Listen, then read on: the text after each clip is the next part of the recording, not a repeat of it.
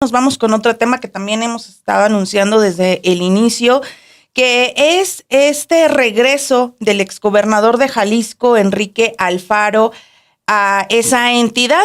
Ya lo habíamos visto que estaba de manera intermitente, reaparecía, al menos en redes sociales, de manera esporádica. Sabíamos que Enrique Alfaro, pues sí, se estaba dando la gran vida por las Europas, por así decirlo, porque pues era como reaparecía en las redes sociales, mostrando esporádicamente fotografías, presumiendo de su estancia y sus viajes por el país europeo. Como ejemplo, recordarán ustedes estas fotografías que publicó cuando visita los Países Bajos. Y al menos en redes sociales no andaba tan desaparecido el señor, dejaba pasar algunos meses, pero mostraba algo de su vida, de su entrenamiento, de que ahora quiere ser director técnico o entrenador de fútbol. Hay que recordar que no hace ni un mes, apenas en junio pasado, este exgobernador de Jalisco presumió que concluyó el máster en dirección de fútbol en la Universidad del Club del Real Madrid, pero pues las publicaciones que ha compartido Alfaro de su vida realmente no han sido tan bien recibidas por varios ciudadanos, sobre todo de Jalisco, quienes le han estado reprochando los altos índices de violencia que dejó el Estado y han cuestionado incluso la procedencia del dinero con el que se estaba dando esta gran vida. Bueno, ya de ahí nos vamos a la página de hoy porque finalmente este día el exgobernador, de Movimiento Ciudadano, pues reapareció en Jalisco. Esta mañana, más como para el mediodía, entre la mañana y el mediodía, publicó una fotografía en sus redes sociales donde aparece junto con su familia desayunando menudo en un restaurante de Guadalajara, como la pueden ver en estos momentos en pantalla. Ahí dice: en mi tierra, con quienes amo, echándome un menudo con chito, felicidad plena, escribió el exmandatario de Jalisco. Y bueno, ¿será coincidencia? Guadalajara será una de las sedes del Mundial de Fútbol y ya se encuentra en etapa de preparación. Sin embargo, pues el retorno de este exgobernador pone sobre la mesa no solo su agenda política, sino también los múltiples pendientes que dejó como mandatario. Durante su gestión en Jalisco se consolidó como el estado con mayor número de personas desaparecidas en todo el país. Ese es su gran legado.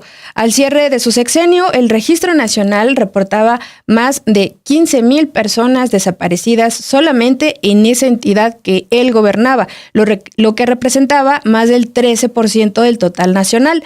El estado vivió un incremento del 35% en desapariciones respecto al sexenio anterior, mientras las cifras de homicidios dolosos y hallazgos de fosas clandestinas también crecieron.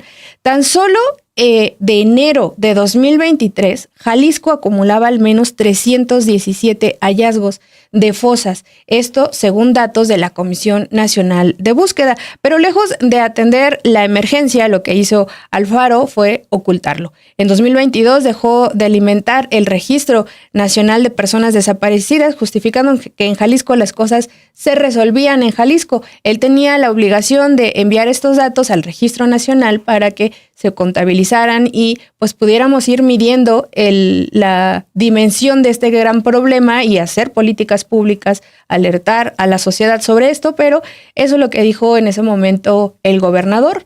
El entonces gobernador: en Jalisco las cosas se resuelven en Jalisco. El propio ex rector de la Universidad de Guadalajara, Víctor Manuel González Romero, ha denunciado en entrevistas que Jalisco dejó de compartir datos federales sobre desaparecidos, afectando pues la transparencia.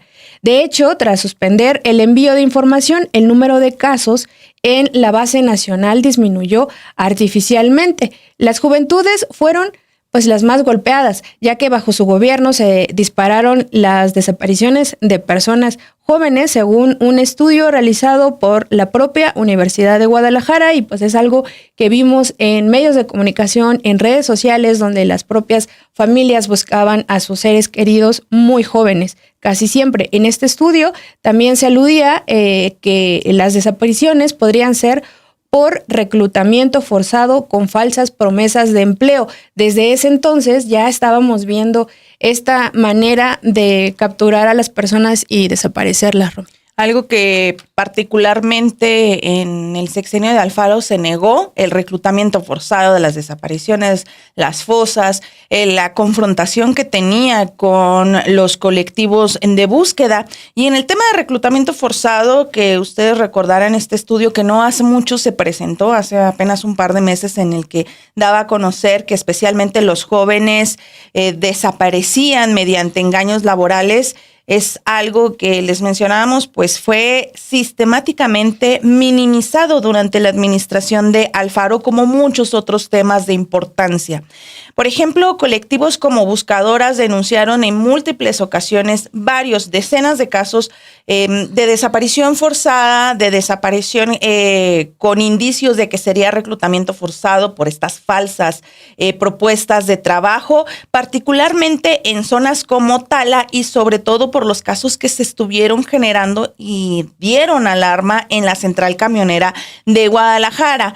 Mientras que, pues en el caso de Alfaro, quien ahora se dice muy contento en su tierra, en la tierra que dejó llena de violencia, pues él estaba rechazando públicamente la existencia de esa hipótesis del reclutamiento forzado.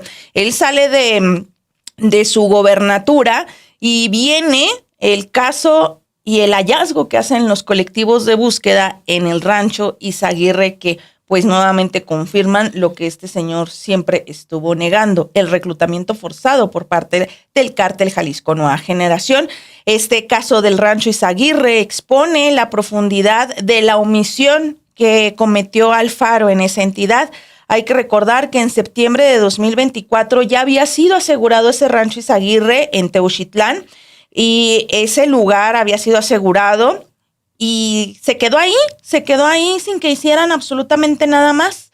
Aunque el sitio quedó bajo presunto resguardo de la fiscalía, pues no actuaron. Fue hasta mayo del 2025 cuando se hace, después de este descubrimiento y hallazgo que hicieron los colectivos, los guerreros buscadores allá en Jalisco, y de todo lo que ustedes recuerdan que mediáticamente se generó con el rancho Izaguirre, en mayo de 2025 finalmente detuvieron al alcalde de Teuxitlán, al exalcalde de Teuxitlán, José Ascensión Murguía, y en la detención y en las audiencias de vinculación, pues resultó que este alcalde recibía 70,000 pesos mensuales del crimen organizado y que además era pieza fundamental de ese lugar.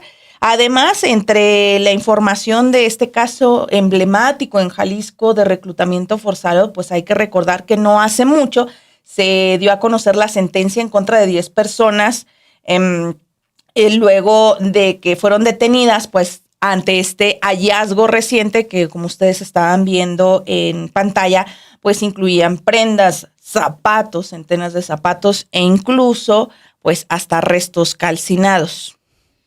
Exactamente. Pues sí, bueno, hoy Jalisco sigue sin subir información al Registro Nacional de Personas Desaparecidas y la cifra real es en realidad muchísimo mayor que la que están pues reportando y la deuda con las víctimas pues es profunda. Uh-huh. Frente a esto, la pregunta pues es inevitable.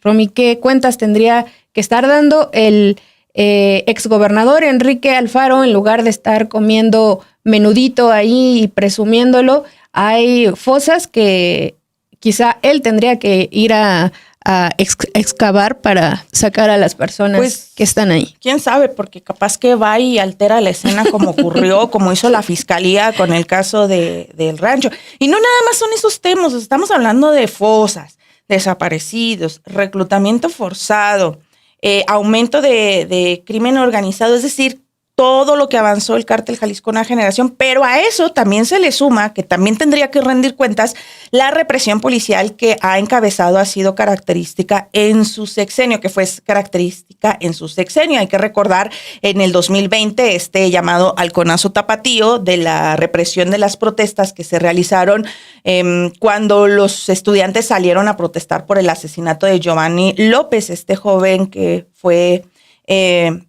pues muerto o asesinado por traer un cubrebocas en el tiempo de la pandemia. También como la política de Alfaro de retirar monumentos ¿no? El monumentos, por ejemplo, a las víctimas de esa represión, en la glorieta de los desaparecidos, de borrar la memoria. Es un sinfín de pendientes que dejó este exgobernador, que pues ahora anda muy contento diciendo que está comiendo menos.